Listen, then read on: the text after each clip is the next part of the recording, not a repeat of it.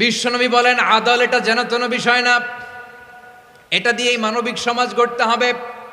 আল্লাহ তাআলা কিয়ামতের কঠিন ময়দানে যেদিন স্বামী স্ত্রীকে চিনবে না, স্ত্রী স্বামীকে দেখে পালিয়ে যাবে, বন্ধু বন্ধুরে চিনবে না, পীর সাহেব মুরিদরে চিনবে না, মুরিদ পীর সাহেবরে চিনবে না, দলের কর্মী তার নেতারে চিনবে না, নেতা তার কর্মীরে চিনবে না, বন্ধু বন্ধুরে দেখে পালাবে। এই কঠিন মুহূর্তে সূর্যটা মাথার কাছে চলে আসবে, জমিনটা তামার জমিন হবে, আজকের জমিনের মতো নয়। মানুষ ঘর্মাক্ত, ক্লান্ত, শ্রান্ত মাথার মগজগুলো কানের ছিদ্র আর নাকের ছিদ্র দিয়ে বেয়ে বেয়ে পড়বে। বিশ্বনবী ফরমান কিয়ামতের ওই কঠিন ময়দানে 7 শ্রেণীর ব্যক্তিকে রব্বুল আলামিন তার আরশের নিচে ছায়া দিবেন।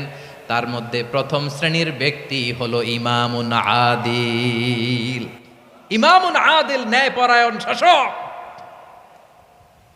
যে ইনসাফের সাথে বিচার করে, যে জাস্টিস সমাজে সার্ভ করে, যে সুশাসন নিশ্চিত করে, ওই ইমামুন আদিল। আদিল শব্দটা বুঝছেন না? ইন্নাল্লাহা ইয়া'মুরু বিল আদ, পাইছেন? আদিল। 7 শ্রেণীর ব্যক্তিকে আল্লাহ তাআলা সুশীতল আরশের নিচে ছায়া দিবেন, যেদিন তার দেয়া ছায়া ছাড়া কোনো ছায়া থাকবে না। এর প্রথম হচ্ছে ইমামুন আদিল, ন্যায়পরায়ণ শাসক। চিল্লায় বলেন সুবহানাল্লাহ।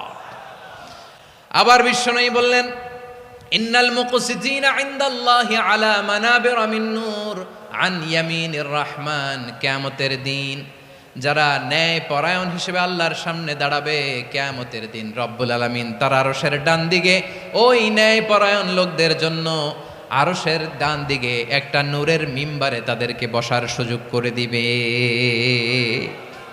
আল্লাহর আরশের ডান দিকে ন্যায়পরায়ণ লোকদের জন্য আল্লাহ তাআলা নূরের মিম্বার বানাবে। 4টে কেন কথা মনে করেছেন? আল আদাল, জাস্টিস।